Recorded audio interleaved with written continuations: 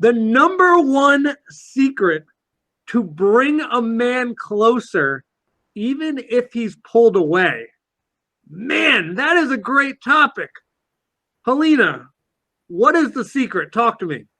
Yeah, this is actually probably one of the number one reasons that women come to me. They come to my YouTube channel or come looking for coaching or advice with their situation, is that it's a really common thing. A man might be coming on strong and pursuing her really intensely at the beginning. And then right when things start to get serious, or right when maybe she starts developing feelings for him, often that's when there's this like shift in the dynamic, and he just maybe starts acting a little distant, starts contacting her less and less, and the woman starts to get anxious.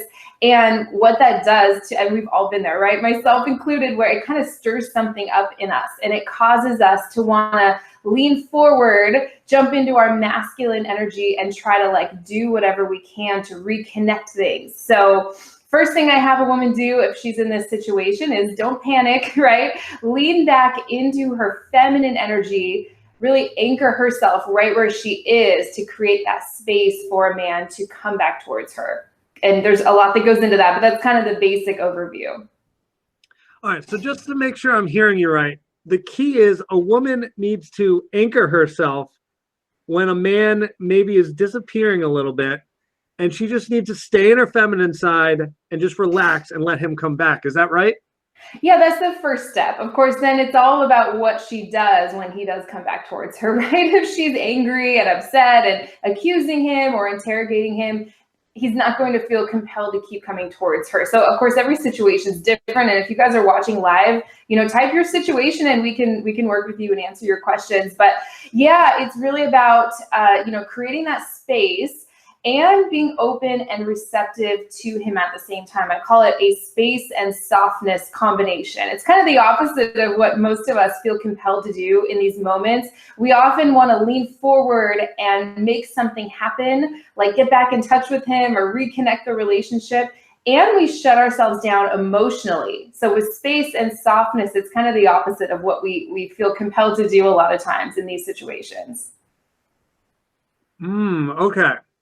All right, so Helena, let's role play a little bit. Is that all right? Yeah, definitely. All right, me and you are dating, right? We're on date number 5. And all of a sudden, I just stopped texting, calling you. And you, since you're a master of this, go into your feminine side and you're totally relaxing. And then all of a sudden, after a week of not hearing from me, I come back. Now, what is the appropriate thing for you to do in this instance?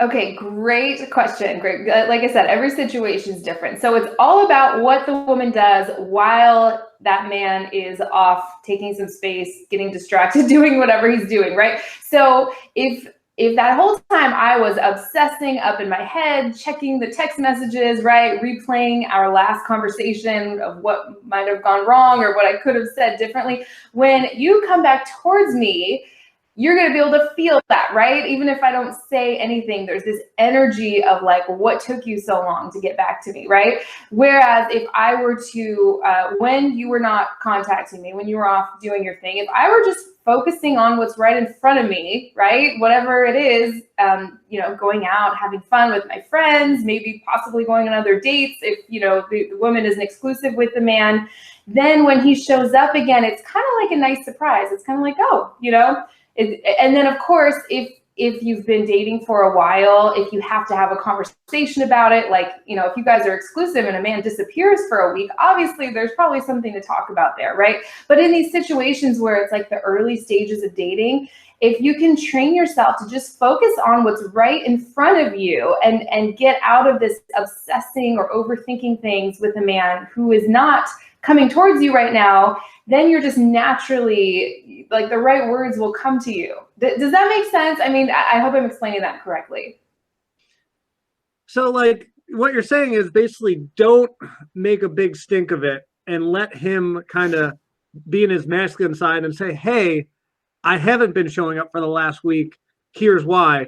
But what if he just doesn't bring it up? do you just like let it go, or what's the proper process? A great question. Yeah, one of the number one questions that I get, Mike, is like, well, he's hot and cold, he disappeared. Do I say something? Do I pretend like I didn't? I am really all about direct, straightforward communication. But it's all about where you're coming from. That's why I like to explain everything I did first, right? If you're coming from a place of anxiety or insecurity or lack, right? It doesn't really matter what you say in that moment. It's gonna come across as needy or demanding, right? But if you're coming from a place of curiosity, absolutely, it's fine to say, hey, I felt a little worried when I didn't hear from you, or when I was expecting a phone call and I didn't get one. I felt a little anxious, or felt a little confused. Is there something I should know?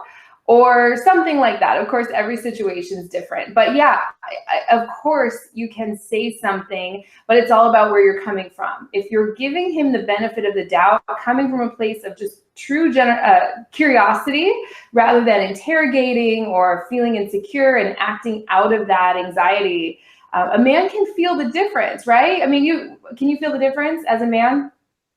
Oh, absolutely. There's a huge difference. Like as a man, we've all been there, or we've dated a woman where it's like, where were you? What were you doing? And it's like, I was just busy at work. I'm sorry. But then if someone's like, so like, we haven't talked in a week, like, where have you been? I'd be like, oh, I just had a lot of meetings and stuff, and it'd be fine, right? Does that make sense? Yeah. Absolutely. Yeah. Like, what is going to compel this man to keep coming towards you? If that's what you want, right? Now, of course, if a man is extremely hot and cold, if he has a habit of disappearing and you can't get a hold of him, well, I certainly wouldn't want anyone to date a man like this. Like, what do you want with that guy, right? But, in these normal situations where men are single focused, right, they get distracted sometimes and they're not tracking the connection as closely as we women can. I really found, right? Like, we women can go, okay, well, I haven't heard from him all day. Where for a man, he can just get busy with something, and it doesn't mean that he doesn't care about you, right? They're just a little more single focused. So as much as you can kind of give him the benefit of the doubt, if he's a good guy and generally his energy is coming towards you, you're going to get a much better response from him, rather than immediately, going to those places of like, oh, maybe he's with another woman, maybe he doesn't like me anymore. It's all about where you're coming from. When you're coming from the right place, you can really say anything, because it's your energy and your vibe that a man is picking up on, much more than the words themselves. I've certainly found. I mean, Mike, what do you think about that? Yeah, I think you're spot on. We can definitely, like, although men are not so great at the social skills, we can pick up on that. So you're so right.